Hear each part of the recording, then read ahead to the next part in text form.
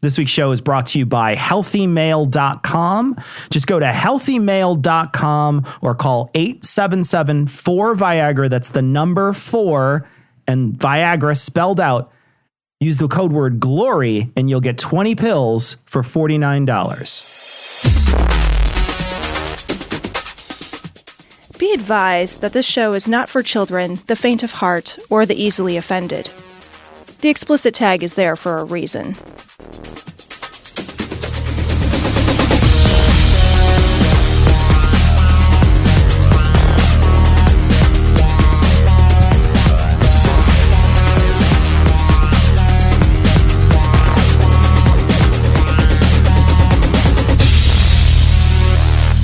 Recording live from Glory Hole Studios in Chicago, this is Cognitive Dissonance.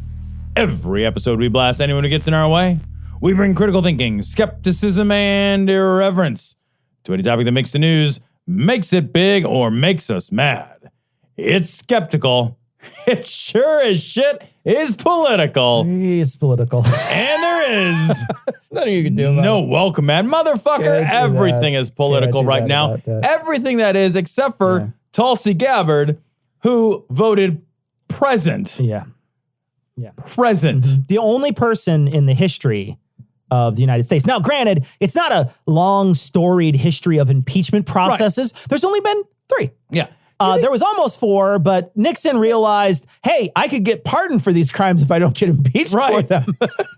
So he decided to go with the fucking latter rather than the former. So back when being a crook still had some integrity attached to it, you know, when you had enough fucking sense to be ashamed of your crimes. Fucking Gabbard, though. Do you think she meant to say president? She thought, if I flip this, I'm the next president. What kind of person is like, all right, it's a binary choice. You're asking people to vote for you to be the primary decision maker. Now, what is your decision on one of the like most pressing political issues that you will ever face? Pass. Yeah. Hard pass. Pass. I quit. Who is supporting her now? And you know who? Did you read her reasoning why? No. She said instead I stuck a fucking knife through my eye. A knife through your eye to pluck out part of your brain so you can be on the same level. Here's what she said. I think he's guilty. I just don't like the process that we're going through that's dividing this country. That's her rationale for voting president. For voting president. That's the reason why she voted president. Because she thought he was guilty. She thought he was guilty, so she couldn't vote no, but she also didn't like the process because it's tearing this country apart, so she voted president instead of yes. That's why. Coward. Straight absolute coward. Fucking coward. Independent in the spring, guaranteed. Yeah. Guaranteed. Yep. Independent in the spring. Yeah, fucking just fire this woman.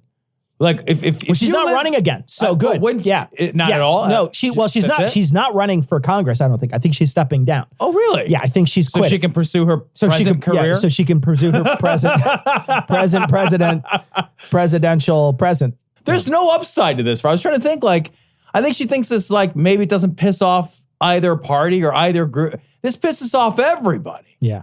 Like, who does this not piss off? Well, I think when you think about it, she's trying to play a numbers game with the people in America who are middle of the road and don't really care about this, right? There's a group of people in America, I'm sure, that she's trying to appeal to. I'm not going to say sure, but I hope that she has people behind her that are trying to give her, advice on what to do. And this is the best that they came up with. Now, granted, they probably all tied their shoes together too right afterwards. I know. Because I can't imagine.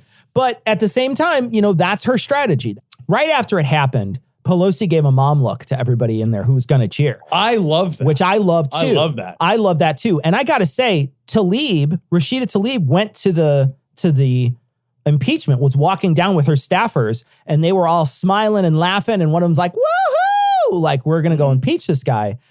And that is a bad look. It is. It's a bad look for us. It's terrible. Here's the thing. Very immature. I will say this. I'm not happy that he's impeached because you know what that means? It means he's a fucking criminal, right? Well, and like when we say criminal, we mean that he used his power. There's no disputing this. Like, there's no disputing the facts because they spent 9-10 hours on the fucking floor yesterday debating the exact same thing, and not a single Republican was like, the facts are in question. We're gonna debate these facts. No, none of them. Every single one of them was like, yeah, he totally did that. He totally did. Okay. He totally did that, and that's okay, and that's a normal process. And it's not a normal process, and it's a fucking crime.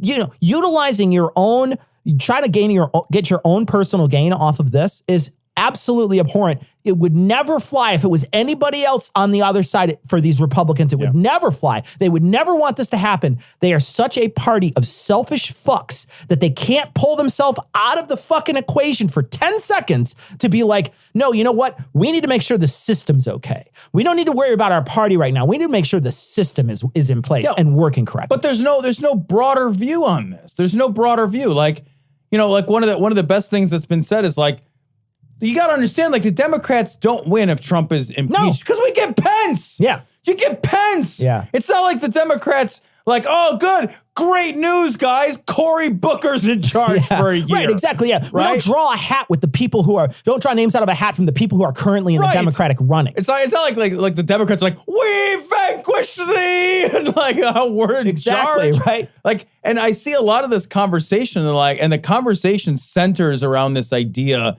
that this is a trial in the same sense that there's a criminal trial. That like that Trump has that the same kinds of things are at stake. The worst thing that happens here is he gets fired. Yeah. Right? That's it. Like we're not talking about whether a man goes to jail or not. Yeah. We're not talking about it, you know, a man's liberty is at stake. We're talking about whether his fucking job for the next 1 year or so. Yeah. Like his temp job is at stake. Essentially, here. yeah. That's what, like, the stakes are not actually, like, in terms of saying, like, oh my gosh, like we're treating him like a criminal. I see a lot of this conversation about, like, you know, the unfairness of the process. And I dispute that the process is unfair. I think the process is fair. But it's also like, man, imagine if we treated anybody else losing their job like this. Yeah. Imagine if, like, you're going to go to work and in order to lose your job, there had to be even a process. Yes. An inquiry of some sort. Yeah. You know, or that you even had to deserve it in some way. Yeah. Instead, like regular fucking schmucks like me and you, we go to work and it's like, if the boss is like, today you don't work anymore. You don't work Go here. away. Yep. That's all they have to do. They don't have to tell you why you don't work here anymore. No, not at all. Nothing. We're not talking about a criminal indictment. We're not talking about jail time. We're not talking about liberty loss. Yeah. Well, and I think when we celebrate this, when people are celebrating it, to get back to that for a second, I think, like, you know, I'm not happy that our president tried to leverage his position for his own political gain. I'm not happy about that. I'm not happy that he did that. It's a sad day that our president did this. I agree with you. Like, we shouldn't be here. Like, what we should be doing is having, like, substantive arguments about our differences in policy. That's what we should be doing for 4 years. Every 4 years, that's what we should do.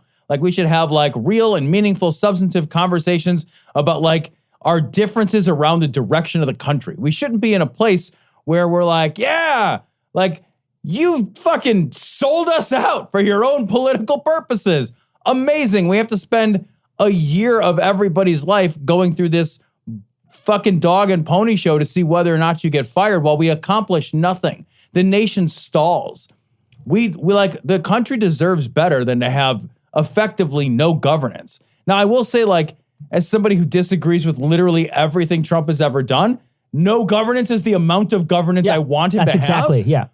But I don't want it this way. Yeah. Like, this is not the right thing. Nobody is winning, because when we treat, like, the future of our country and, like, as a game to play, it's not a game. It's not a game. This isn't football. No. This isn't some other game where it's like, yeah, great, my team won, your team won, huzzah, you know, where the stakes are very low. Yeah. The stakes are super fucking high. Well, and we all lost. Yeah. It's not like one side won. We've all lost because of this. This isn't a win for anybody. It's not a win for a side. It's a loss for everybody.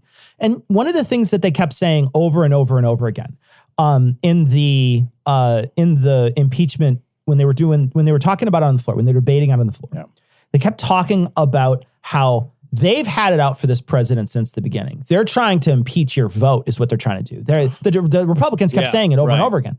And I kept thinking to myself, I'm like, he has to do something wrong in order for us to impeach him, right? It's like, yeah, Tlaib did come in saying impeach the motherfucker, but she was talking about the Russia thing. She's talking about the Mueller report. She's not talking about this because this came to light after they came into office. This phone call happened in the summer. I know. It didn't happen fucking 2 years ago. It happened in the summer. Nobody disliked a president as like Obama was very disliked. Right. The right hated Obama, but like he didn't do anything impeachable. So they couldn't fucking impeach him. Couldn't do anything about it. Just don't have scandal. Yeah. Maybe don't have a series of scandals. Right. Maybe don't have so many scandals that like it's difficult to remember what all the scandals are. Maybe don't pay off a porn star as a campaign contribution. Maybe don't have weird, creepy meetings with foreign governments. Maybe don't stand in front of a fucking helicopter and be like, hey, China, maybe help me out with my political campaign. Maybe don't have a call with the Ukraine where you're like, hey, $400 million of aid may or may not come your way, depending on whether or not you publicly announce an investigation. And I don't give a shit about whether or not it happens. I don't care whether the investigation happens. Right. It's the announcement of the investigation, which is purely political. That is, the announcement of investigation is only optics. Yeah. Optics is exclusively political because all it does is influence people's perceptions. Yeah. Like, maybe just don't be awful. Like, you know who I never thought should be impeached, even though maybe he should have been, is George W. Bush. Yeah. I hated George W. Bush. When he was in office, I thought he was a horrible president. Looking back, I think history will judge him now as the second worst president of many generations. Like, maybe not of all time, but like certainly like he's in the top 2 or 3 of the worst presidents ever. Agreed. Like, he's a monster of a person. Terrible. His cabinet was an atrocity. Everything about his presidency I disagreed with fundamentally at its fucking core. But I was never like, we should impeach him. Yeah. We got to vote this fucking guy out. Yeah. We got to vote the guy out. I did wonder at one point whether or not, like, he should be tried for war crimes. For lying and saying, for the weapons of mass destruction, at least. Yeah. But part of me is like, I think he was misled by his own cabinet. Could be. I'm not 100% sure that's not the case. I think that's real easy with George Bush. With W? It's super easy to mislead that guy. Are you kidding me? Yeah, he didn't seem like he was very, very, very, very super whip smart, if you know what I mean. a fucking special assistant's dog with its own problems could fucking mislead him. Are you kidding me?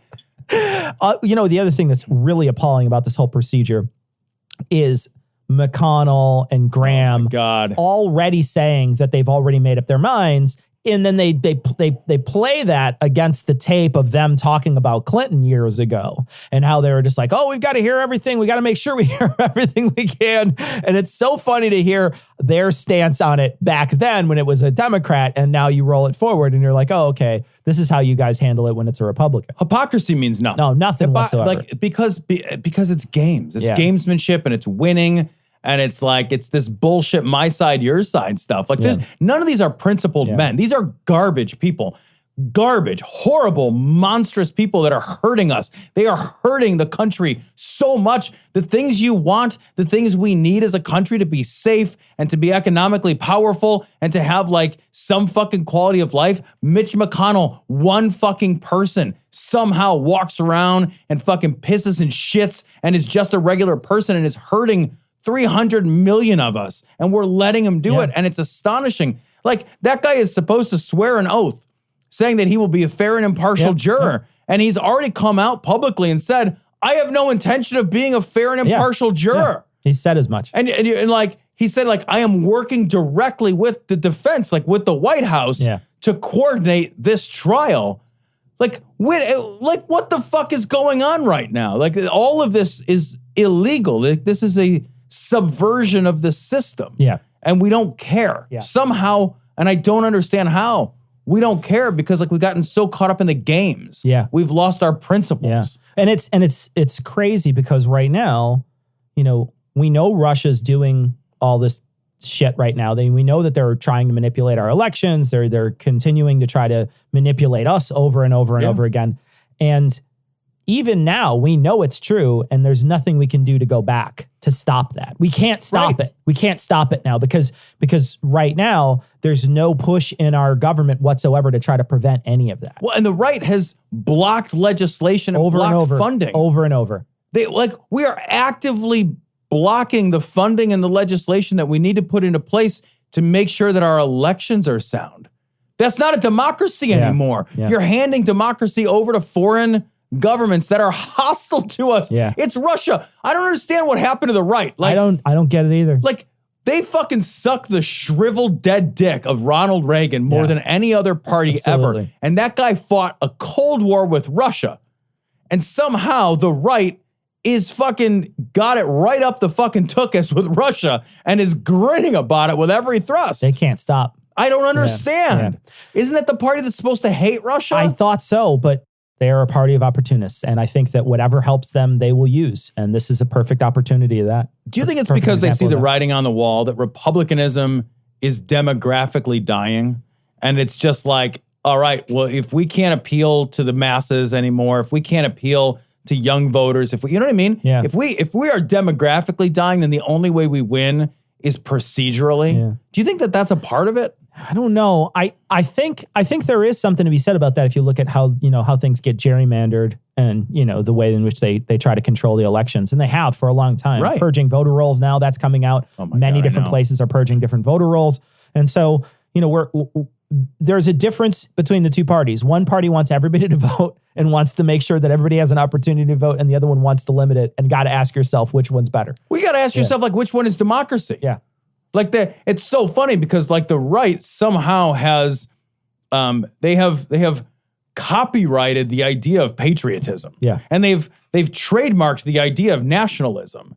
And at the same time that they do that is the same time that they fucking make the fucking Constitution into their own personal Snuggie and walk around with it. They are the party that seems the most hell-bent on having the least democratic processes. I will say this, and we're going to cover a couple Trump stories in sort of quick succession here. This will be our This Week in Trump to open the show. I want to talk about a couple of things that happened with Trump and the impeachment. But the first one is Nancy Pelosi is going to be holding on to these articles for a little bit. I just saw this. This is a developing story. Yeah. All this shit is just happening as we're talking about it. Yeah. Yeah. She wants to hold on to the articles until she gets a guarantee from the Senate that they will do a fair trial. Because clearly right away, when they go on these Fox News shows, they've already said they're not interested in a fair trial. What do you think about her doing this?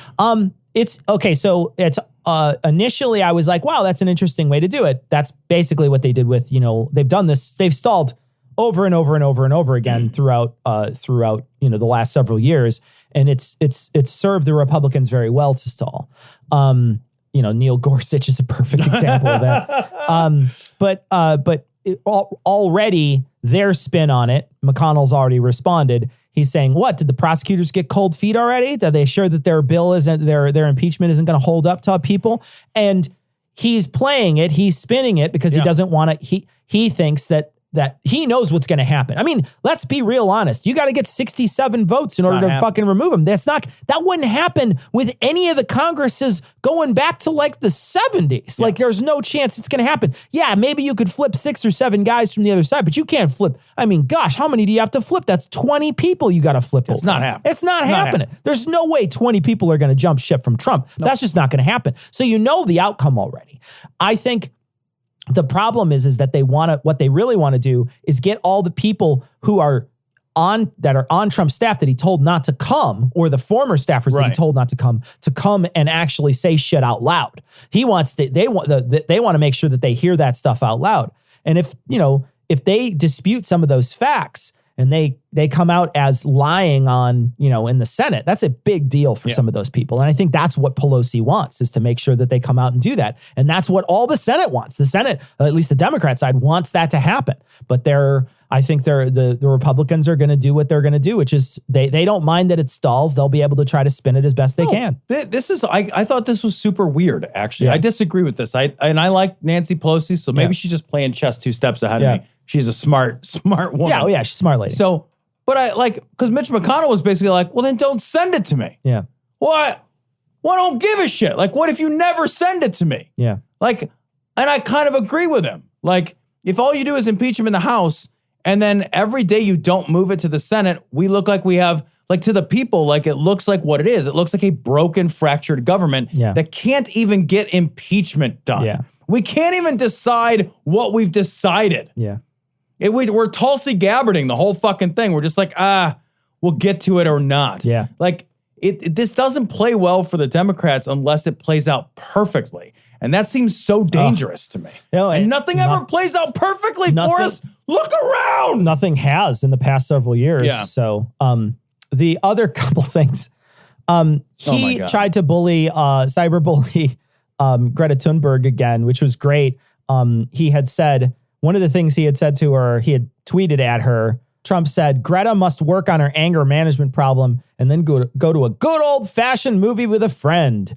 Chill, Greta, chill. She changed her Twitter bio to a teenager working on her anger management problem, currently chilling and watching a good old-fashioned movie with a friend. It's the second time she's done it to him. Yeah. And each time it's made him look like an absolute blithering idiot. And I love it. I cannot love it enough. I love that he can't bully a 16-year-old girl. Well, it's like, I don't know how. Oh, boy. Okay. All right. She got me. Like, and it's all she has to do is just, like, not it him.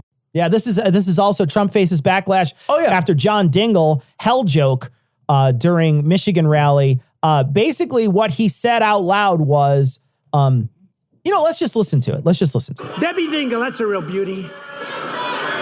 So she calls me up like 8 months ago. Her husband was there a long time. But I didn't give him the B treatment. I didn't give him the C or the D. I could have. Nobody would have, I gave the A+ treatment. Take down the flags. Why are you taking them down? For ex-Congressman Dingell. Oh, okay. Do this, do that. Or rotunda, everything. I gave him everything. That's okay. I don't want anything for it. I don't need anything for anything. She calls me up. It's the nicest thing that's ever happened. Listen to how he's talking about her.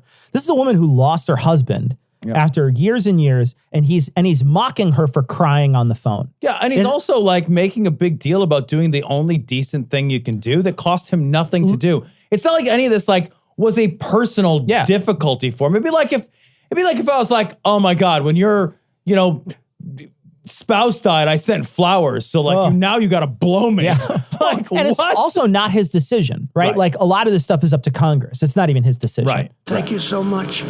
John would be so thrilled. He's looking down. He'd be so thrilled. Thank you so much, sir. I said, that's okay. Don't worry about it. Maybe he's looking up. I don't know.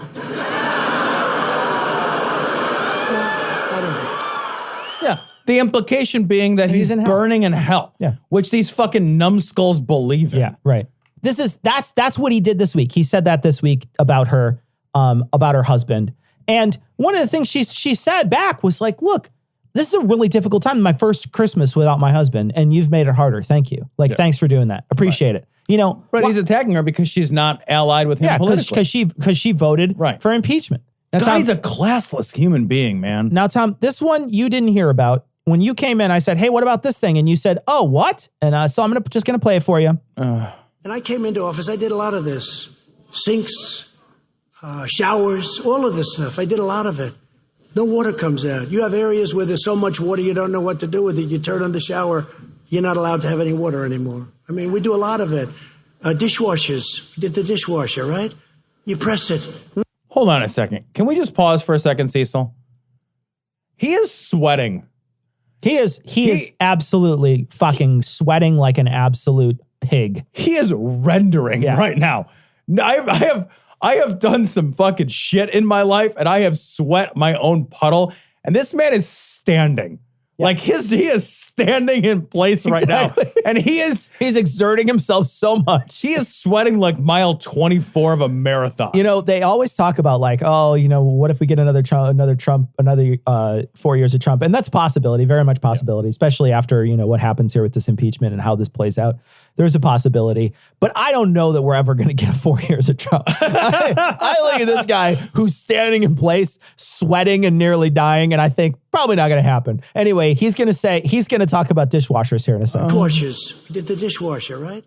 You press it. Remember the dishwasher? You'd press it, boom, there'd be like an explosion. 5 minutes later, you open it up, the steam pours out, the dishes. Now you press it 12 times. Women tell me.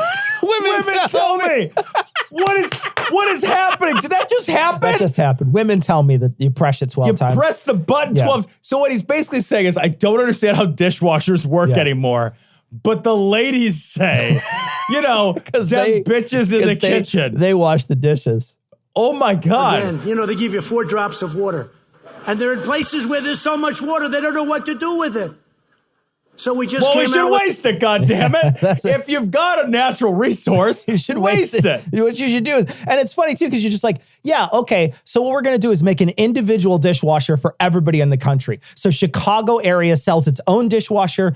California sells its own dishwasher. Yeah, that's what a company wants to do, right? A company. No, instead, what you do, dumbass, is you go for the fucking least common denominator and be like, hey, they're having lots of droughts in 15 areas in the country. Why don't we sell a fucking, a dishwasher that handles that and still performs just fine in other areas? Well, like, I love the idea that you're just like, well, we could use more resources. Well, sir, we actually don't have to. We've just technology's figured that out. Yeah. No, but we should just, you know what we should do? We should all just drive around a Canyonero. Like, it's fucking true. It's true. What is happening? It's true. With the rag-on dishwashers, we're going back to you. By the way, by the time they press it 10 times, you spend more on water and electric.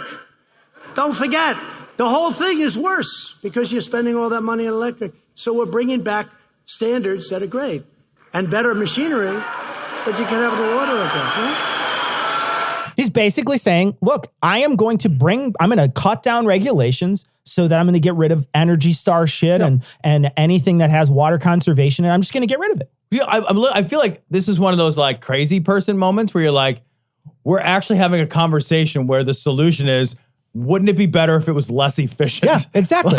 Exactly. No, that's what the word efficiency means. That is the entirety of the anti-environmental stance, and we've been talking about that for years. You put two people in a room and you're like, yeah, but we can make it better now so it doesn't use as much gas, it gets better mileage, it's better for the environment, and they're like, why though? Yeah, and it's everything. They just respond with the letter Y and CHO over and over. And they're like, why though? Why though? You're just like, are you fucking 2 years old? Are you a fool? What is wrong with you? Just make it better. We can make things more efficient. We don't have to fucking like mine a fucking 6 tons of cobalt for us to do X, Y, or Z. We could stop doing that. It's like if you just changed how we pay, if like you just like you had this conversation, be like, okay, let's change the conversation. Imagine you had to pay for everything with your fingers. Like if everything cost a finger. Yeah. All right. Well, you got to wash the dishes. Would you like that to cost 1 finger or 3 fingers? Well, I like my fingers. Okay, well, I like water. Yeah. Like there's a finite amount of this stuff. Why are you wasting it, stupid?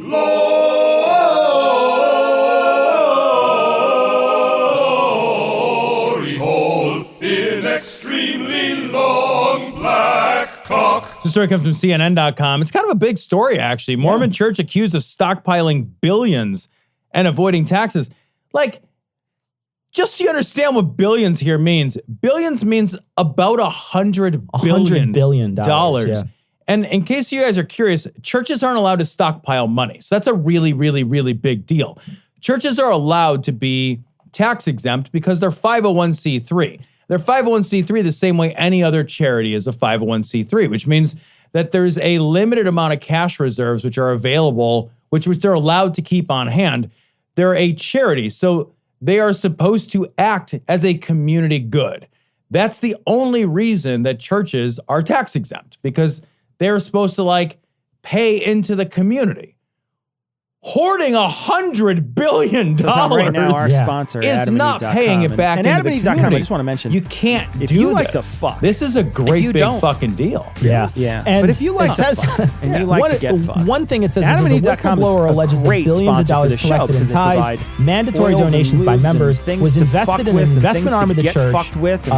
But in 22 years, it had not been distributed to charitable causes in accordance with the IRS rules. You basically pack that shit in airtight. How isolated do you think an incident like And the nice this thing is is. with You know what I the, mean? Like it's not constantly, nice. Code constantly glory we at hear checkout, about, you won't know, get fucked on the we hear about churches Exactly. acting You get like they're 50% charity. off Right? almost That's the any thing, is item that they say, at we are a adamandeve.com. charity. We are a You charity. get a It's weird to ton give of it to a free middleman, gifts, in my free opinion, but DVDs, hey, you know, something you for do you, you, something right? for You know, her, like if you think your something church for is both of doing you the right guys. thing, No sex great. swing I right know now. that they also have to No have a sex building swing. But free and shipping. like a fucking Free shipping. person works there and Swing like it a out bunch to of you. other overhead costs that are also You get included free. in All you that, have but to do is whatever enter you Glory do. at checkout. You'll get all that stuff. When it comes to And this, fucking has how much never are they been just so keeping? fun. They can't stockpile this money. They're not, that is just not something that they can do. I have no doubt that like Scientology does it. Yeah. You know, from everything that I've read, there seems to be ample evidence that Scientology does it. And they're just The not Mormons using do it. They're just not using it towards charitable causes. Yeah, they're not supposed to care. There's supposed to be money in, money out. Yeah. You know, that's how this is supposed to work. Money in, money out, or you don't get tax exempt status. And it's not like they don't get to exist. Like, let's be really clear about that.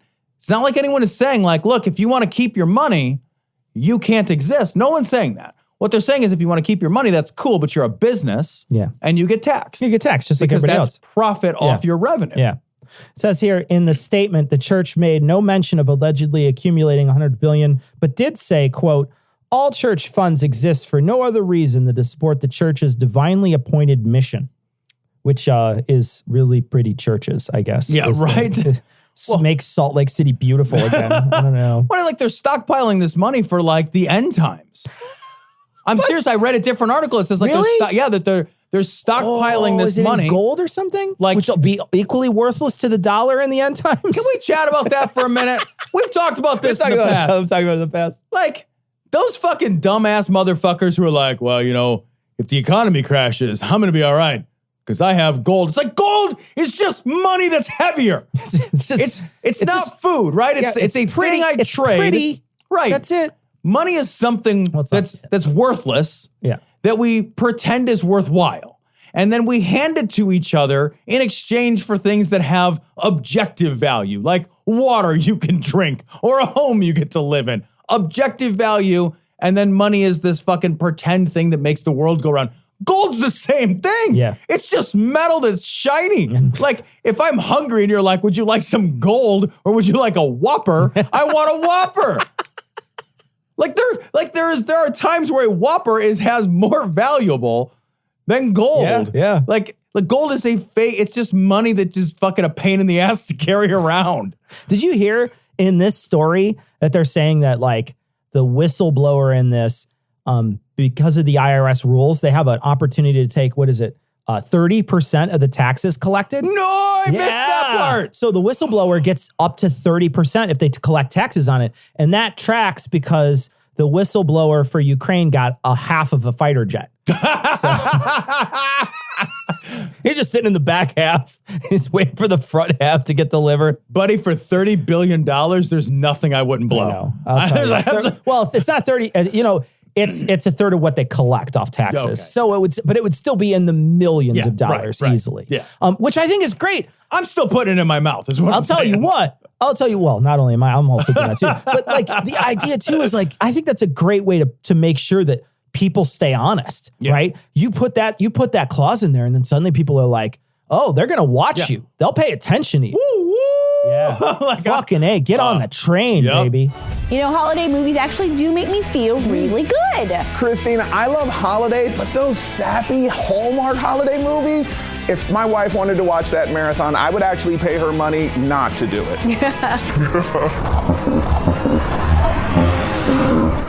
So this story's been kind of all over the place this week. Right Wing Watch. Brian Fisher, Hallmark caved to the gay Gestapo. Now, a little bit of background before you play the clip. So Hallmark had an ad which had a lesbian couple getting married and they kiss. Then they pulled the ad because 1 Million Moms, which consists of about 47 actual members. I don't think I'm wrong. Yeah. No, they got up to like 400,000. But again, it's some people that's likes. And that's like, okay, well, how do I know that you like the page because you're not just making fun of it or follow? Yeah, right. Yeah, right. So the 1 Million Moms, they complained that Hallmark had two ladies kissing. Oh my God, really? Yeah. And so So does Hallmark pulled Cinemax. the ad. Yeah. And then like everybody was like, we want to see two ladies kissing. Everybody was like, yeah, stop the presses. Right. And they put the ad back. They put the ad back Yeah. because they suddenly realized they're like, huh. So one tiny little market share said no. Yeah. And one giant market share said yay. It's yay. I made the mistake of reading some comments on the New York Times about this thing. And people were like, they're so stupid. It's unbelievable. They're like, Hallmark only cares about the money. They pulled it when they thought. Shit. And I was like, yeah, it's what businesses do. Businesses do, you idiots. Like, do you think that all Hallmark has some fucking principled stance What's here? the mission statement of Hallmark? And they all like stand behind it. They're like, principled. They're like, no, you take that money elsewhere. I read that. I was like, yeah, companies only care about money. Yeah. They're companies. No It's not people. shit. It's not like you said, like, well, The Tom fuck flip-flopped. outta here. Tom has no morals. So it's like stupid. Hallmark flip-flopped. Yeah, Yeah.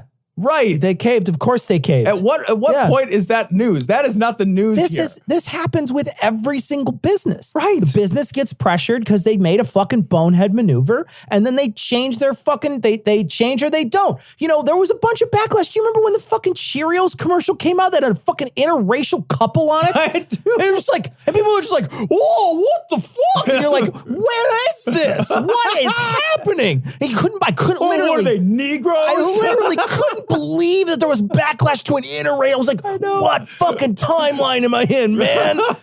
And like, there was backlash to that. And I'm Yeah. glad that like, you know, Cheerios, there's enough people who eat Cheerios who aren't racist, right? There's just like enough non-racists that are like, no, Cheerios are cool. I'm going to keep buying Cheerios. And so they didn't buckle to it. But here's the thing. Play that commercial 60 years ago. Right. Yeah. they'd be It would like, have never, they would have 100%. I don't care where your morality is, because your morality should be, yeah, man, interracial couples are fine. You're an idiot if you think otherwise, right? That's where the real morality is. But if you roll the clock back, they would have absolutely changed their position and would have taken that commercial off the air and been like, we're really sorry. We actually turned all the Cheerios black for a little time so you could beat a bowl of Cheerios and feel good about yourself. They would have fucking 100% caved. right. They wouldn't even run it. Like, Right. you know I what know, mean? Like, but like still. right. Yeah. Yeah. No, it's, I love the idea that it's like, well, that company doesn't have any morals. No, they don't. That's not what they do. Don't look to fucking corporations for fucking moral guidance. Yeah. They write, you know what? They don't mean anything on the gift cards either. Right. They don't mean it. They don't mean it. They don't know your Aunt Jane. They don't know if she died of cancer. They don't give a fuck. They sold you a card. They don't mean all the cards. Look, most of these companies, if they could make more money selling Jew ovens, they would sell Jew ovens. Are you kidding me? Of course they would. All right. This is Brian Fisher, also in favor of Jew ovens. Hallmark, earlier or late last week, they actually pulled ads off of their programming that celebrated homosexual marriage. There was an ad that was run, produced by an organization, a company called Zola. They specialize in doing wedding ceremonies, and what better place to advertise your wares than on Hallmark, which is nothing but gushy romantic stuff. Gross, disgusting, romantic stuff where you have to touch your wife. Nasty, disgusting, horrible stuff like that. It's a whole channel where losers love each other like jerks. Good place to advertise wedding services. And one of their ads had two lesbians kissing. Well, our organization, 1 Million Moms, headed up by Monica Cole. It's just like the only mom on the whole thing. She has a million cardboard cutouts of herself she stands in front of. Those standees. Sent a letter to the CEO of Crown Media, which owns Hallmark, complaining about this and complaining about the offense it is to pro-family viewers. Their children do not want to turn on the Hallmark channel and see that kind of stuff. Okay, question for you. Yep. Got a 4-year-old at home? 4 or 5? 5. Yeah. What happens if he sees something like that on TV? Would he even talk to you about it? Would he even ask you about it? I mean, it would raise hell. He would ask for a brownie. Yeah. And then I would give that brownie to him, and then he would knock some water over on the table. And then he wouldn't wipe particularly well. Because he has later. your genes and he's ultimately very clumsy. Yeah. Like, nothing would happen at all. He wouldn't notice. Nobody would notice. Yeah. It's like, it's a controversy to people that like fucking raise controversy over it, it's a controversy to people who are super grossed out by it as adults and can't like stop their own reaction. Right. The only reason the kid would ever pick up on something like that is if the adult picked up on something like that. Well, it's like, well, you can change a channel. You're not required to watch the Hallmark channel. You know, like, I don't like action movies very much. I find them boring. When they're on, I'm like, oh, I can press one button and I don't have to watch it anymore. Yep. And then I press that button and it goes away. Because that's the magic of television. Yeah. You don't have to watch things you find objectionable. Yeah. I don't, like, everything doesn't have to be, like, they talk about, like, how, like, the gay agenda, you know, wants to force these ideas on us. Well, they just change the channel if you don't like it. Nobody's forcing anything. I could see if maybe somebody was fucking Clockwork Oranging you to watch this shit. like you start changing the channel. You're like, Jesus, this is only gay people's bedrooms. What is happening? So the CEO called us back, left voice messages for our President Tim Wildman, and said, we're sorry all over ourselves. We apologize. We're never going to let it happen again. And then the gay Gestapo, the bull. Okay, hold on. Before we get into the gay, hold on. What does that say on his? He's got a book called the Boy to Man book. Yep, that he wrote. Brian Fisher wrote it. I think we need to read the Boy to Man book. That's all I'm saying. And I hope that it ends in a melody of Boys to Men. That's all I'm hoping, that we need to read that. Real quick, this is the part of the story where he's going to describe how he bullied Hallmark into doing something, and then he's mad that somebody else bullied Hallmark into doing a different thing. When I'm bullying you and giving you my lunch money, it's like somebody did the exact same thing I did. If I beat you up and take your lunch money, that's okay. But if somebody beats me up and takes your lunch money from me, then that guy's a dick. It's exactly the same thing, right? Exactly it. It's exactly the same thing. I wanted to dump your books. I didn't want them to dump your books. Oh, man. Ooh. We apologize. We're never going to let it happen again. And then the gay Gestapo, the bullies of the homosexual movement, and remember, their theme is homosexuality über alles. Homosexuality trumps everything. And so they got a hold of Hallmark. They started getting after it, getting on Hallmark, and they folded in about 48 hours. They completely collapsed. Because there's more people that aren't bigots. It's just like, because the numbers aren't with you, man. Because you're a tiny little subsect of society of weirdos weirdly obsessed with other people touching each other. I'm on the wrong side of history and everyone notices. And at least, you know, to Dan Cathy's credit, it took him several years to completely fold. It took Hallmark 48 hours. They'd completely reversed. Now they're apologizing all over themselves for supporting normative sexuality. So anyway, they completely reversed field, another victory for the gay Gestapo. He keeps on calling him the gay Gestapo, but he's the anti-gay GB. And so, ask not who's been naughty to you, ask who you can be nice to. Ho, ho, ho,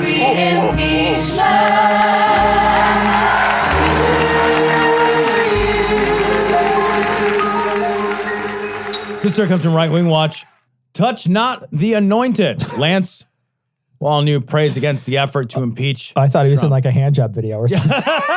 He's in like one of those ones where they don't touch it and the guy like asks for them to touch it. He's just like, just don't. Come on, just a little.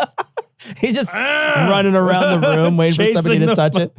All right, here we go. This is Lance gesticulating wildly and praying. This is awesome because, you know, once in a while, Tom will find a prayer. And this is perfectly cut by Right Wing Watch. It's just him being absolutely nutty. We pray, Lord, for the refreshing momentum and strength to come upon the President of the United States. I pray that every weapon formed against him will not only fail, it'll boomerang, that every pit that has been dug for him to fall into, his enemies will fall into every.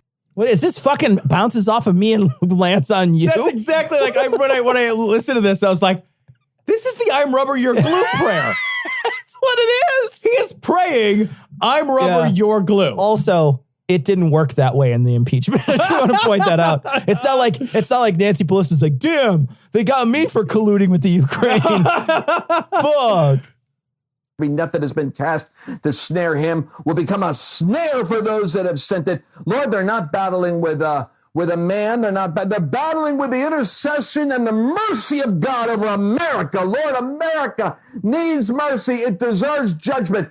but I pray that you Yeah, it's not going to get it in the fucking Senate because he's already said he's not going to call any witnesses. So it deserves mercy and it needs judgment. Those things feel contradictory to me. I want mercy and judgment. What? I'll take the mercy part. Actually, like you skip your judgy ass bullshit. Yeah, these guys can't skip the judgy ass bullshit. They can't. rise up for the sake of the sheep nations in the earth and for the Christians in this country. The sheep nations of the earth? I think that's everyone that's not America. Oh. I think America. So I think America's in charge. Are we the wolf nation? I think America's in charge because somebody had to be in charge. So after Jesus died, nobody was in charge for like 2,000 years. Yeah, 1,700 years thereabouts. Give or take. Then America was in charge. Sure. Then America came in charge. And now we're still in charge and all the rest of the nations are sheeples. Yeah.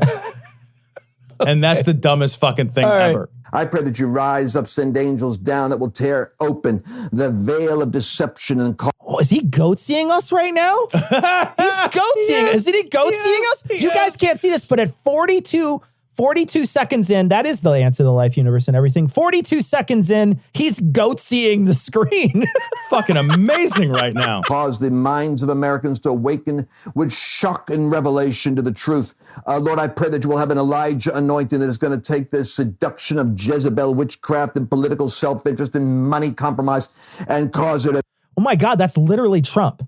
Yeah, I know. Political self-interest and money compromise. There's like no politician in the history of fucking our country that is more compromised by his own fucking money than Trump. And it's amusing to me because like when you bring that argument up and you have conversations, I don't know if this happens to you, Cecil, but you have that conversation. It's like there's never a denial that that's the case. Everything I always hear is, well, all politicians are corrupt, which is just like, well, okay, but yours is still super duper. Like we're talking about yours, which you're defending. Yeah. And the defense is, well, they're all like that. Yeah.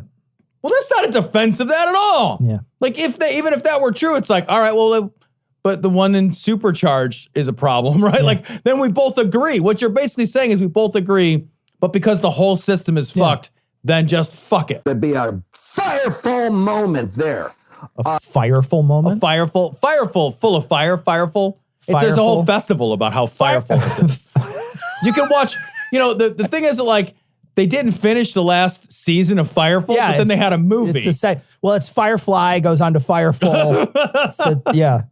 In America, where we'll be able to see, Lord, the false prophets for what they are. And to see the Lord, He is God. The Lord, He is God. The Lord, He is God. Is he going to keep saying that? I hope. It's already boring. Yeah. By the middle of the first time he said it, I was already bored. And he's doing this like weird karate chop praying. Well, the whole time he keeps on like it's like he's doing the itsy bitsy spider. Like when he's praying, he's like moving his hands and he's doing his crying and he's moving it like he's signed like this is ASL version of the prayer. This whole like praying in gibberish stuff that these guys do, they're so good at it. Oh yeah. Like because if you listen to it, he hasn't said anything at all. Yeah. None of this is actually like this is just a bunch of nonsense phrases, but he slings them and screws them together in such a way that and he says it like with like a weird passionate fervor and you're just like, oh, you're just good at this structurally. Yeah. Nothing is happening. You're Absolutely. not thinking about anything. You're not asking for anything. It's the Yakov the Ant guy does this too. Yeah, where right. He'll just say random shit that comes into his head and you're like, that does nobody in the audience realizes this is random shit. Right. It sounds like fucking Jabberwocky. Yeah. It's like, that's almost stuff. That's like, we're nearly, right. I get a sense of, and because it's all interpretable. Yeah.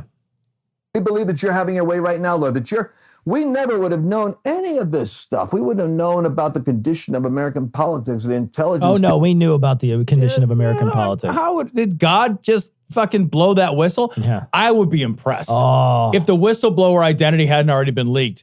If the whistleblower turns out to just be the fucking second coming of Jesus, standing there in sandals with fucking holes in his hands, blowing through, I'm like, woo, woo. He's got the phone up to one ear. He's listening on the call on one ear. It's just like, this is outrageous. I got to step down. I got to do something about Hold on a minute. Community or the corruption of media, had it not been that you did send Trump And we pray that you're going to protect and preserve him, and that every weapon that is forged against him will boomerang because they're hitting the anointing. Touch not the anointed, that this man has been anointed. Nobody is touching you, Lance. That dude is going to die in like 5 years. Yeah. Like, I can't imagine that guy not dying in 5 years. He doesn't do anything. He's like one of these weird like throwbacks to like medieval times that thinks you only have a certain amount of energy in your body and he won't work out. Like, he's weird and crazy. Well, the energy in your body is a lot like the water in your dishwasher. If it's too efficient. Cause the anointing to refresh him and his circle. Give him people he can trust. Let Mike Pompeo come into a fresh anointing. I love Mike Pompeo. Pray for Mike Pompeo, for William Barr, for John Durham, for the apparatus of what's rising up now. He ran out of people that are in his cabinet because he doesn't know. He couldn't remember anybody else. So it's just nobody apparatus. Does. Yeah, nobody does because they're all temporary. I love, like, these guys like know a lot of words and they use like kind of close to the right word a lot. You know? Yeah. Oh, pray for the apparatus. What? That's the not what? Yeah. No, like, no. Lindsey, may he experience, Lord, a clarity and a kind of a righteous indignation. May he experience clarity and righteous indignation. What good would that do? I've been righteously indignant for 41 years. I was born righteously indignant. I don't know. Again, he's just saying things. It's like he has a word of the day calendar every day, and he tries to make a prayer on his word of a day calendar. Give to the Senate, Lord God, moments of piercing clarity and judicial. They don't need it's going to be party lines. They don't need piercing clarity. They're going to literally go party line vote. What are you, high? They don't need clarity to arrive at a foregone conclusion. Shit, right? Authority. And let there be sound bites, Lord, that are going to be a sustained pattern of public persuasion. We're praying for sound bites now? That's what I really want is a 10-second story. God, can you provide a 10-second story? I really need a great sound bite for your fucking word. Omniscient creator of all things. Thank you. Can you give me a sound bite? Thank you for sending the 3,000-page book, but it's a little long. It's a little long. Can you send a 10-second Cliff Notes version of your Bible? 5 roast beef sandwiches. 5 roast beef sandwiches? That's what mine said. That can't be right. I thought it was 5 golden rings. It says roast beef sandwiches. That's the way I remember I kind of like the change. Announcing Arby's Holiday 5 for $5.55 deal. Hurry, Arby's Holiday 5 for $5.55 deal, and soon. This story is fucking amazing. This is from the New York Post. Missouri church leader tried to pay for sex on Grindr with Arby's card. And I'm just going to read the article to everybody. Yeah, it's short. It's short. And it's great. Yeah. Because I love the way that it's I gotta say, snarky. New York Post, sometimes this is a fucking highly right-leaning rag. And they sometimes can say some things that are actually really funny. He tried to lure beefcakes with the meats. We have the meats. A Missouri church leader allegedly tried to pay for sex on the gay hookup app Grindr with an Arby's card. That's my favorite thing I've ever heard. It's like my favorite thing I've ever heard. It just keeps getting better. I love it so much. Using the handle DILF. Barry Cole Pointer, 57, allegedly tried to bed hot college-age guys by offering to pay for gas, clothes, and roast beef sandwiches. Look, you got to keep your boys in roast beef. That's how it works. I'll be perfectly frank. If someone were to find me and offer me, say, an Italian beef sandwich, I would do a lot of things for an Italian beef sandwich. Look, sex and a sandwich sounds great. Yeah. Yeah, right? Like, I'm usually, after the sex, I'm like, so you hungry? All right. Oh, my God. I love it. The Church of Christ elder, who is also a professor at nearby Truman State University, was busted after a student reported him and a cop went undercover on the app, according to the paper. Pointer allegedly sent the officer a message saying he, quote, would love to have a sugar daddy relationship, end quote, then offered to fill up his gas tank in exchange for sexual favors. That's what it takes to be a sugar daddy? I'll fill your gas tank? Jesus, that's pretty Sugar easy. daddy is like $43. Yeah, Jesus. What are you fucking... I'd be a sugar daddy for like 6 or 7 people. I can have a sugar harem. What are you talking about? That's amazing. Jesus but Christ. I do want to stop there for a second though, because like, is it explicitly? Because one, I think we're just laughing, and I want to make this pretty clear. I'm just laughing that this guy got caught who's like a priest, right? A preacher, right? That's why I'm laughing. And the absurdity of it. Yeah, it's absurd too because of the Grindr and the roast beef thing. That's it. Yeah. It's funny, right? But I also want to say too, like if somebody wants to have like a sugar daddy, sugar baby relationship, I don't give a fuck. Like have whatever, these are adults. This is he's talking about college age people. Right. These are adults having relationships. You have whatever relationship you want. I don't care about prostitution is the problem. Again, I don't care about prostitution either. No, I know. You know what I mean? Like, so for me, prostitution is literally, I don't give a shit. Right. And also really, let's be honest, sugar baby, sugar daddy relationships are fucking essentially prostitution. Right. It's just you're buying them stuff instead of buying them, paying them outright. Right. You know what I mean? I don't care about it. I'm not being morally judgy about that at all. Literally don't give a fuck about those relationships. I want to get that out of the way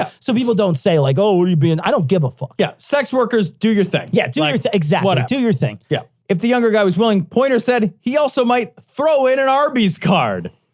Instead, I might throw it in. I'll fill up your gas tank. Could you imagine? Okay. The Arby's card. So here, he's standing there. He's just filled up the gas tank. And there's Pointer. And he's got this Arby's card. And he's kind of playing with it on his face. Like sort of rubbing it on himself a little. He's sort of rubbing the meats on himself. And he's like running across his lips. He's like, you want me to throw this in, big boy? This is a $7 Arby's card. You get like 2 or 3 roast beef sandwiches for this, depending on the tax. Do you think his other like pickup line was like, "What would you do for a Klondike bar?"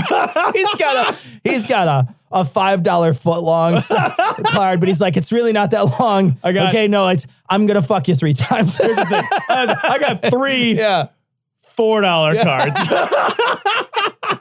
Do you think he would have been more successful? Like, I mean, I admire that he's trying to like lure people on Grindr with a sandwich. Like, was he trying the same thing on Hoagie, the app?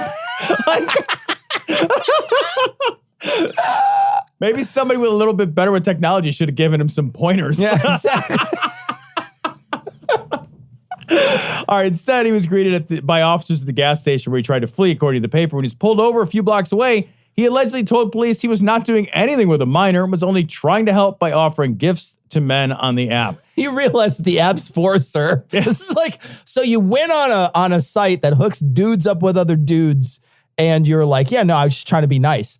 I'm sure there's other more charitable apps out there that you could download. I feel like if you're on Grindr, I've never used Grindr because I'm not a gay man, but like, I'm pretty sure, like, unless you're like really unpleasant, you don't have to offer to fill someone's gas tank to hook up. It's a hookup app. Yeah. Like, you're just like, all right, this isn't working. Well, I don't know. know. You guys want a like horseradish sauce or something? I don't know. I look at this guy and I think he might need to do some luring. He was charged with patronizing prostitution, faces 6 months behind bars. Truman stayed a suspended Pointer. It wasn't immediately clear if he was still in his leadership role at the Church of Christ, which has, of course, made homophobic comments in the past. Nice, yeah. Oh, God, it's so great. He's got a roast beef sandwich with a stick on a box. He's just waiting for the next person to come by. Pull the stick up. I got one. I got another guy. I captured a gay in there. Here it comes. Tom, half the people in our audience, more than half probably, have penises. And I'm going to say it's more than half, the Cecil. Other bit like them a lot, I'm sure a right? good percentage of those. A good percentage like them. And it could be that some have them and like them, and that's fine, right? We're not judging. I was going to say, like, I have a penis. Yeah. And I got to say, I'm not pro my dick. I am absolutely pro my dick, too. Yeah. And if you're pro your dick, you should check out Healthy Male. You should. You know, just about every man over the age of 25 has experienced some sort of erectile dysfunction issue. And for some, it's more than just occasionally. So now you can avoid the time and the embarrassment of going to the doctor to get ED drugs like Viagra or Cialis by just calling Healthy Male. HealthyMale.com has been around helping men discreetly for over 20 years. They've prescribed almost 3 million prescriptions. They do it all online. There's no need to visit your local gas station and buy some of those phony snake oil treatments. That shit doesn't work. Doesn't work. It's literally, it's like 5-hour energy for your cock. Right. It's totally not worth it. Just because the name of something is horny goat weed doesn't mean it's going to do anything to your dick. Exactly. There's a reason drug companies are like, we found a thing that helps your dick. If the horny goat weed worked, they would put it in a capsule and call it something. Right. Yeah. Most orders are shipped in a day with discreet packaging right to wherever you're at, your home, your office, hotel, vacation destination, FedEx pickup location. I will say this. Wait, like eventually when they get the drone thing, you could be banging someone in your car and just call Healthy Mail. Right. And then you just get a drone delivery. You just look, please hold. Yeah. just look. We're going to take a cuddle break. I will say, please hold works so well during foreplay. It's amazing. It's amazing. The best part, unlike most companies online, there's no subscription service that you have to cancel. HealthyMail.com will only ship your pills when you order them. It will never automatically charge your card every month. So it's blue pill, not blue apron. Is that how it works? Is that how this works? Right now, Healthy Mail is offering to our listeners 20 pills for $49. That includes the doctor's prescription and the free shipping. You've never gotten a prescription for anything that cheap. No kidding, right? Like, you can't even get the prescription, much less the drug. Like, the doctor's not seeing you and saying, here's how to fix anything for $49. Are you kidding me? You can order online at www.healthymail.com. You can call 877-4-VIAGRA. That's 877, the number 4 and Viagra spelled out. Be sure to mention the offer code GLORY. You get 20 pills for $49. Guys, requests for medications are not guaranteed. They still have to be approved by a U.S. licensed physician. Just know that. Go ahead and call 877-4-VIAGRA. See if you're eligible. Avoid the doctor's visits for your ED once and for all. Again, the offer code here is GLORY. This is pretty fucked up. This story's from The Guardian. Facebook ads are spreading lies about anti-HIV drug PrEP, and the company won't act. So there's a company which is spreading fear about PrEP. So PrEP, I learned about PrEP when we had the guys from Wyoming. Yeah. And we didn't know about it. I had no idea about PrEP. And like PrEP is this awesome drug that you can take if you're in a high risk category. And like your chances of getting HIV are significantly fucking diminished. Yeah. Like really like double digits, awesome, significantly diminished if you're taking PrEP.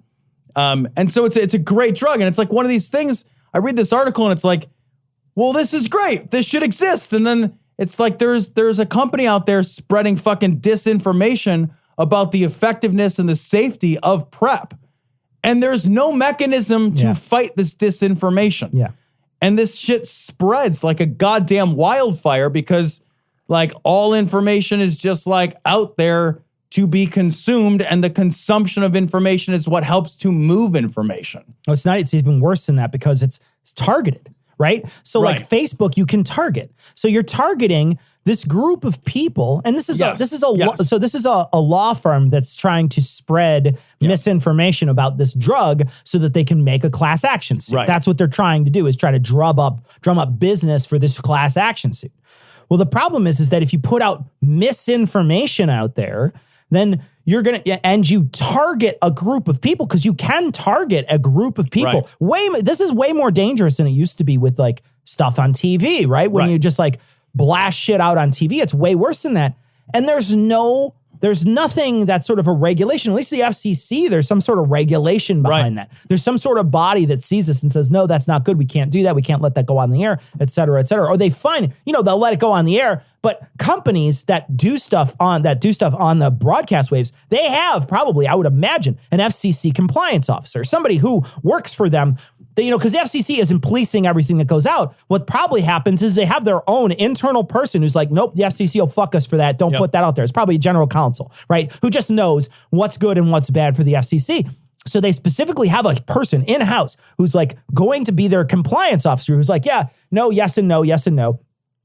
And there's a body out there that enforces against that. There's nothing like that on Facebook, because these companies don't have to have a Facebook compliance officer because there's no teeth to anything. And it's essentially the Wild West. Because this is compliant. Because like, that's the thing is that it's okay to lie on there. It's okay to it is okay to say things that is not out of compliance. Like there is no compliance regulation. It is entirely within the bounds of the organization and the structure to make up shit that eventually will cause somebody to have AIDS. Like somebody's going to get AIDS because of this. Yeah. Like people are not going to take PrEP and then they're going to become HIV positive and then they're going to have AIDS because of this. Right. Because like we have a structure which is said like, I'm not policing anything. There are no rules here. Yeah. That's fucked up. Yeah. Like that's really scary and fucked up. And like, that's like people are going to get hurt because of that. And it's and like we said, it's more targeted. Yeah. It's just more targeted. And so there's a better chance that someone's going to see this that can be fucked up by it. Right. Yeah. Hey, I'm a Mormon. This is crazy, but here's the scriptures. Get baptized, maybe. A Tennessee deputy is accused of groping a woman and forcing her to choose between jail and being dunked in a lake in a late night baptism. What the what? Yep. Court documents show Chandel Marie Riley is suing Hamilton County and deputies Jacob Goforth and Daniel Wilkie for $11 million in connection with a February traffic stop. Riley says Wilkie followed her to a friend's house from a gas station around 10 or 11 p.m. on February 6th, where he initiated a traffic stop. He told her he believed she was in possession of meth and started to perform a search during which he groped her in order to remove and shake out her bra, according to the lawsuit. Jesus Christ. In the car, he finds a single marijuana cigarette, which she admitted to having. Then, Wilkie told Riley she was a piece of shit and asked her if she was saved and believed in Jesus Christ, the suit went on. God, Wilkie allegedly told her, had been speaking to him throughout the entire interaction. Wilkie then offered to keep her out of jail if she let him baptize her in Saudi Lake. Saudi Lake. Saudi Lake, by the way, is in nearby Saudi Daisy. I love that. The lawsuit says Wilkie escorted her to the lake, stripped down to his underwear while she refused to take off her clothes. He then arrived at the lake in time to witness the ritual as Wilkie dunked Riley beneath the water. At no point did Wilkie ever speak to a judge on Riley's behalf, as he told her. He would. So he's like, here's the thing. I'm going to charge you with this crime. I will speak to a judge on your behalf if you let me dunk you in the fucking ice water in the middle of the night. And she's like, okay, if it'll help. Yeah. Like, what a weird thing anyway to just be like, well, if it'll help my case, sure. And then he's like, nah. Here's the thing. I'd have to tell the judge about groping you and making her take your clothes off and dunking you in this lake. So that puts me in an awkward spot. That'd be awesome if he comes in and he's just like, hey, here's the thing, Your Honor. After I got done groping her. Yeah. Everything is wrong with that story. This is like the easiest $11 million anybody should I'll tell you what, win. if it's true, because again, it's alleged by a suit. But if it's true, absolutely, But isn't this why, like, we've talked about this before, like, oh no, we don't need body cams. Can you imagine watching this body cam footage? Well, Jesus wanted me to touch your titties and dunk you in this water. Okay. All right. Yeah. We're just going to start writing a check. Yeah. Just start writing. That's payable to me. They should just carry Thank you. They should just carry around big, giant-sized novelty checks in their trunk next to the assault rifle that's in there. And every time that they violate someone's rights, they get out their Sharpie and sign away a bunch of the city's money to them. The suit itself should be like attached to somebody like at home base who can watch and be like, okay, all right. And they hit a button, like the suit freezes up, he can't move. And like it starts pushing money out like an ATM. It's like one of those things. You remember when you go to the thing and there's that push thing for the quarters? Yeah. Where that's what happens is suddenly just change starts falling out of them. So what's more real, Santa Claus or climate change? Climate change. Thank you, Jesus. Santa Claus! Santa Claus! That's a serious political question. Climate change! Santa Claus! Looks like we'll never know. This story comes from Raw's Story. Kill the Gays pastor suggests climate activist Greta Thunberg is demonically possessed and needs Jesus. This is Kevin Swanson saying this. Now, Kevin Swanson is the guy who said that he should be covered in sackcloth and ashes. And poop or something. And like dig himself in a well of poo and hang out. I should cover myself in feces and hang out in a gay wedding because I want to be Pigpen at the gay wedding, I guess. I don't know. Anyway, we're not going to play all this because it's like 3.5 minutes long. But I'm going to play maybe the first minute and a half. Here is a picture of the collapse of the West. I think more than anything I've ever seen, the most iconic picture of the death of the West ever, and that is that Time magazine has appointed Time's Person of the Year to Greta Thunberg. That really made Trump mad. Oh, it really upset him so him. much. It really upset him. You know what's great about that is like Trump doesn't seem to understand that Person of the Year.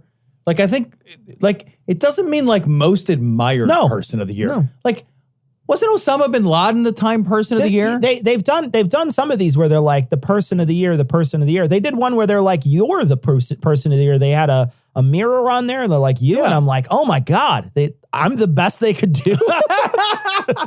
It's like Trump seems to confuse person of the year with like best person of the year. Yeah. Not like most influential or capturing part of the zeitgeist. Nobody can be Michigan Man of the Year that many times. That's just how it works. Nobody can be Michigander of the Year. I love that he claimed that he was Michigan Man of the Year, but he looks like the Michelin Man of the Year. Greta Thunberg? Yeah, some 15, 16 years of age. Yeah. The prophetess of the new age, Greta Thunberg. She is a teenager from Stockholm, Sweden. And she is the prophetess that speaks at the United Nations, no less.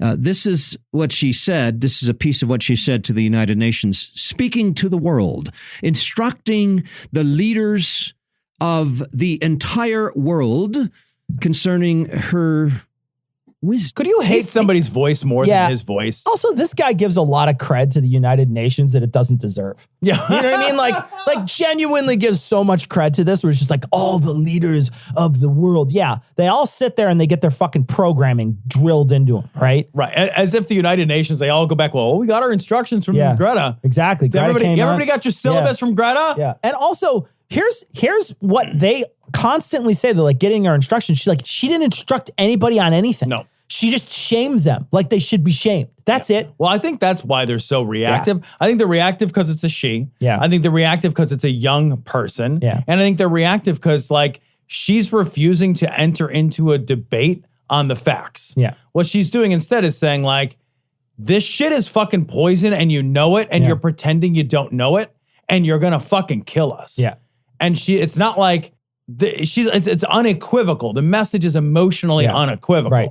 And they don't like it. Wisdom in her prophetic announcements and pronouncements for the day. Entire ecosystems are collapsing. We are in the beginning of a mass extinction, and all you can talk about is money and fairy tales of eternal economic growth. How dare you? All right. So there it is. That's the none of that's a prophecy. Those are all scientific. Ecosystems are collapsing. It's literally true. That is, we cannot have a substantive conversation that has scientific backing that does not involve the absolute facts that ecosystems are 100 collapse. 100%. Yes. And we are in the middle of a major mass extinction. That is another 100% true statement. That's happening right now. You can't know a sciencing thing without knowing that. Yeah. You can't even accidentally, you can't even watch the new BBC documentaries, like the new nature documentaries without that message being first and foremost in those nature documentaries. I went to the Museum of Science and Industry here in Chicago to go see the Christmas lights. They have a Christmas lights display every year. And I went there to go see it this last Saturday. And I hadn't been in the museum since last year. Yep. I went last year. And I didn't really walk around the museum last year. I kind of just went to the lights thing and then kind of left, didn't really do a lot. And this year I got there early enough where the crowds weren't, there was enough crowds, still kind of smallish group of people there. Yeah. And I was like, well, I'll go for a little walk. And I walked into the area where they're talking about climate change. Oh. And I got to say, one, if you're familiar with the Museum of Science and Industry, for my entire life, it's been the museum with a bunch of broke shit. I don't know if you've been there, but it's essentially everything is literally broken. Right. Like there's like a crank thing and you're just like, you sit there and spin it and nothing happens. Right. Buttons you press don't work. It's been like that my whole life. Like my whole life. I went in there, I was absolutely blown away by their climate. Really? Their climate exhibition that they have. It is unbelievable, state-of-the-art, amazing. They have giant pillars, like 20 or maybe 10 of these giant pillars. And each one of these giant pillars has playable movies. You walk up and it's touch screen and it's huge and it's vibrant and it's beautiful. And they pull no punches in that. They're talking about, they're showing all the stuff. And I thought for sure Museum of Science and Industry would have some, because there's a lot of industry backers. It's been heavily industry. And it's been a lot of oil backers. This pulled no punches. So it feels like they put science first here. Wow. At least from the stuff that I saw. I don't want to say that I 100% examined the exhibition. So I didn't, and I'm also not a scientist, so I didn't do that. But from the glances that I was able to put through stuff, it felt like it was pushing a narrative that was like, no, climate change is absolutely 100% real. Wow. And they had this beautiful place where you could see a movie, and it really cleverly filmed on a globe. So you sit inside of this area, and it's filmed on a globe so that each piece of it, everybody can see the whole thing, but it's all one piece. So it's showing you on a planet, essentially, the extension of the dinosaurs and, like how bad that was. And they're talking about mass extinctions. And this is, the Museum of, like I say, the Museum of Science and Industry, right? A place that might actually have a way to spin this. Nope. I thought for sure they were going to be like, oil's good for you. I know, right? Like, that place has always been like, it's like, here's your can of motor oil. Yeah, that place has always Pour been this like on a frog. Coal. Ain't it great? Yeah, exactly. Here you go. Everybody gets to drown a duck in oil. Here you go. Everybody just pick a duck and then drown it in oil. But nope. Problem is the duck would be broken when you got there. The duck's just kind of quacking. It's like, it's like one of those squeezy ducks that screams. The prophet is speaking, 14, 15 years of age, to the entire world. We're going to get to the Isaiah 3 passage in just a moment. I know that most of our listening audience is going to take, that's Isaiah 3. But this is the iconic picture of what is happening at the death of the West. My friends, this is it. This is the unraveling of the Western world. This is what it looks like. Are you kidding me?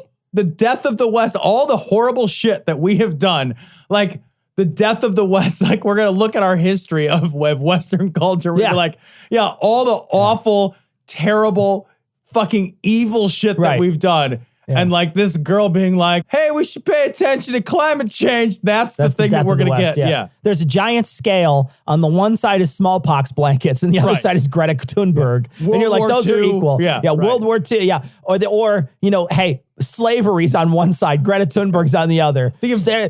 I don't know. How much does a witch weigh? The unlawful invasion of Iraq. Exactly. Yeah. How much does a witch weigh?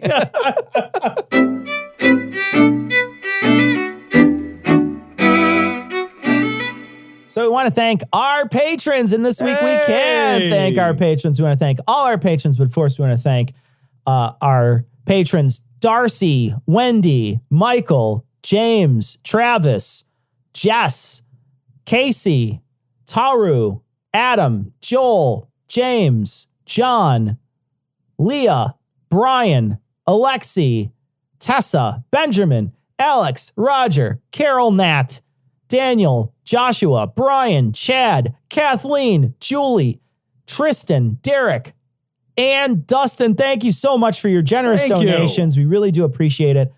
Travis, Leah, Carol, Nat, and Julie, send us a message at dissonance.podcast@gmail.com or ian@dissonancepod.com. You're going to want to send him a message. Only you people, not everybody who signed up, only you people. We're giving away mugs to a certain number of people who sign up. We haven't done it in a while. Send a message to that address with your address, and we will send you a Citation Needed mug. All you have to do is promise to listen to one episode of Citation Needed.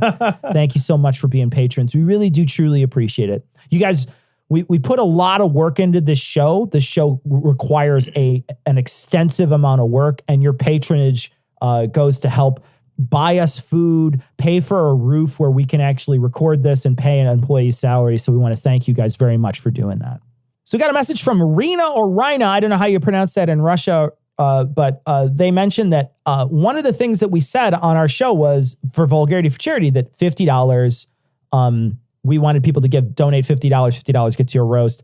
We should have told people that anything less is perfectly fine. Yeah. And I think we might have said that once. But yeah, you're absolutely right. I think next year we're going to make sure we really push that out, that any amount is perfectly fine. $50 gets you a roast. Right. But thank you for reminding us. And next year we will definitely do that. We want to make sure that, because every amount gets counted towards the total. And I know that everybody is really excited to try to make that total as big as possible to sort of show everybody that atheists can donate money and atheists are charitable. Yeah, and we certainly don't want anybody to feel excluded from a charity drive. So, and you know what, guys? There's still time. So you can always, there's no time for roast, but there's always time to donate to Modest Needs. Absolutely. If you want to give to Modest Needs, they can use it. Absolutely. So, every moment. Absolutely. We got a message from Sarah, and Sarah said that on 501 we were talking about because there's a moment where Mark Taylor and the Mick Files are having a conversation. Oh God, about hanging people. And they're talking about like, and Mark Taylor asks the guy, the Mick Files guy, hey, Chris McDonald, when was the last person to be executed for treason? And Chris McDonald explodes his cheeks out, just he's like, and he fucking wanders around the room for 5 minutes, and he couldn't answer the question. And so Sarah looked it up, and Sarah said that the last person in the United States to be killed for treason was a person by the name of William Mumford in 1862 for tearing down an American flag during the Civil War. Jeez, that's rough. Pretty ruthless. Jeez. And then the other person in the UK, the UK actually executed someone in 1942 for treason, but we've not done that. All the other ones are basically put in prison. So that's what we do with them. But yeah, thank you for looking that up. That's a guy. I'm glad That's you knew that. Fucking Mark Taylor didn't know, and neither did fucking whatever that guy's name is. That's the danger of asking a question on a live show. Live stream, baby. We got a message from the longest named city in the UK. And I'm not going to say that because I can't. But it's the longest named city. It's got like, I don't even know. It's like 150 characters long. But they said a friend asked me to describe the Daubenmire segment. The hosts make fun of a mentally ill man yelling about the Jews. It's okay because your uncle probably listens to it. You're not wrong. Yeah, I don't know. I mean, he's mentally ill in the sense that like he's a hateful, terrible bigot. But I mean, I guess all terrible bigots are at least a little mentally ill. Yeah, right. So Matt sends us a message, and Matt says for our 500th, he's going to make a laugh track of us laughing, and he said that. The file got way too big, so there's no way. He started doing it like and he got to like 100. He was like, "This file's too big. I think I'm gonna crash the system. There's no way I can do it." And he's like, and he did some quick maths. I've wasted 541 minutes of my life listening to the Skeptic Creed. God, let alone you guys laughing. You've wasted way more of your life, Matt. Who are you kidding? Who are you kidding? Thanks for being a listener, though, Matt. We appreciate it. So Zach sends in a message, and Zach wants us to talk about a little bit about electric vehicles. And he says, one of the main concerns people have about electric vehicles is finding places to charge them on long trips. There's 3 different types of fast chargers with each variable availability, especially in rural areas. And they also aren't always in good working order. I always wondered about this because for me, I wonder, like, do I have to pay them money to charge? Is it like a some are pay, right? Yeah, because it's not like it's free energy. It's not like it's just energy that's just sitting around. They have to get it from coal nowadays. That's where they normally get it. But it's so some chargers you pay for, other chargers in places where they want to encourage people to just go to. So like there are retail locations that I've seen that have free electric chargers. Oh, nice. Because they want people to be there. So it's like, oh yeah, if there's 3 grocery stores in town and this one has an electric charging station, I'll go to that one. I'm going to go to that one. Yeah. So it's smart for them to put those charging stations in as an inducement to get people to shop in their shopping center. Yeah. I know that the batteries and the fast charging is a problem with the electric vehicles. For sure. You can't go on long trips with them. You can't do stuff like that. But if we had a proper infrastructure in this country where long trips weren't an issue with like high-speed rails and shit, then it wouldn't be an issue. Right. And I think like with some of the longer range electric vehicles, you can go 300 miles or so. So you got 300 miles and you got to stop and you got to charge a car and you got to plan that shit out. It's certainly a different way to drive on a road trip. Yeah. But how often are you driving over 300 miles in a single trip? Yeah. I'm not saying you never do it. I'm saying it's infrequent. Oh, this was funny. This is from Aaron, and he sent us some messages. We're just going to put it on this week's. It's one of those things you get from Google that says click all the things that are like this. So we're going to put it on this week's show notes. This is episode 502.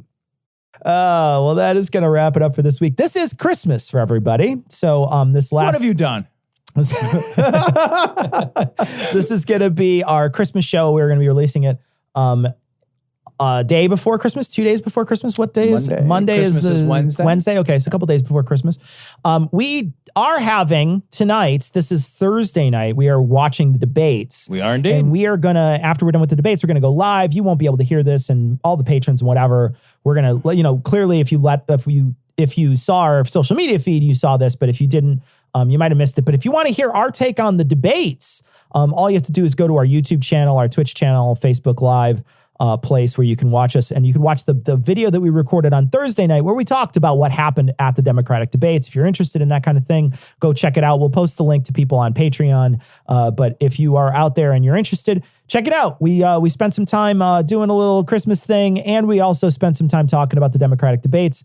And that's available for anybody to go see and go watch. And if you're there and you're watching YouTube, subscribe to our channel. Go to our channel and subscribe. It's really nice to have more people subscribe to the YouTube channel, that they'll get notifications. If you're on Twitch and you watch us on Twitch, subscribe there so that we can send you. You'll get notifications when we come on, things like that, when we're going to live stream, and it just helps get that material and that content to you. It streamlines that. So if you have an opportunity, go check it out. It also helps us build the show. You know, we'd like to have an opportunity to reach more people across different platforms. So, if you have an opportunity to go over there and hit subscribe and hit like and all that kind of good shit, that's useful for us. And we're going to be back on Thursday next week. We'll be doing another live stream, so you can check it out on YouTube and other places. Just go to dissonancepod.com and you can find our social media feeds. Absolutely, it will be posted on our social media feed. So all you have to do is just follow that.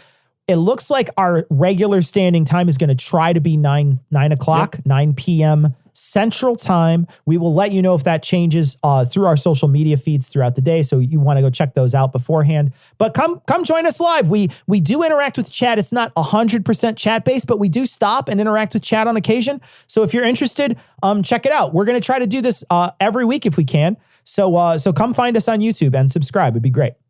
That's going to wrap it up for this week. We're going to leave you like we always do with the Skeptic's Creed. Credulity is not a virtue. It's fortune cookie cutter, mommy issue, hypno-Babylon bullshit. Couched in scientician, double bubble, toil and trouble, pseudo quasi-alternative, acupunctuating, pressurized, stereogram, pyramidal, free energy healing, watered downward spiral, brain deadpan sales pitch, late night info docutainment. Leo, Pisces, cancer cures, detox, reflex, foot massage, death and towers, tarot cards, psychic healing, crystal balls, Bigfoot, Yeti, aliens, churches, mosques and synagogues, temples, dragons, giant worms, Atlantis, dolphins, truthers, birthers, witches, wizards, vaccine nuts, shaman healers, evangelists, conspiracy, doublespeak, stigmata, nonsense. Expose your sides. Thrust your hands, bloody, evidential, conclusive. Doubt even this.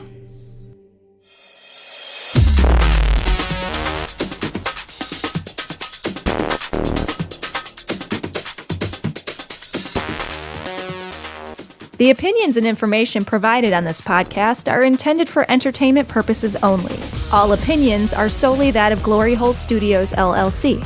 Cognitive Dissonance makes no representations as to accuracy, completeness, currentness, suitability, or validity of any information, and will not be liable for any errors, damages, or butthurt arising from consumption. All information is provided on an as-is basis. No refunds. Produced in association with the local Dairy Council and viewers like you.